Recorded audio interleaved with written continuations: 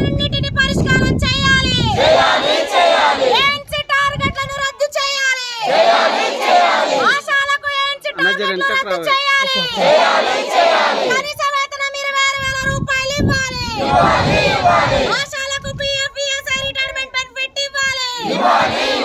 50 లక్షల ఎక్స్గ్రేసియా ఇవ్వాలి. ఆశాలకు మట్టి ఖర్చులు 50,000 రూపాయల సర్కిల్లను జారీ చేయాలి. ఆశాలకు రాజకీయ వేధింపులు ఆపాలి. ఆశాలకు అధికారుల ఒత్తిడి తగ్గించాలి. ఆశాలతో కూటమి డబ్బులు మోయించకూడదు. ఆశాలకు 365 రోజులు పనిని బంద్ చేయించాలి. జిందాబాద్ సిఐటియు.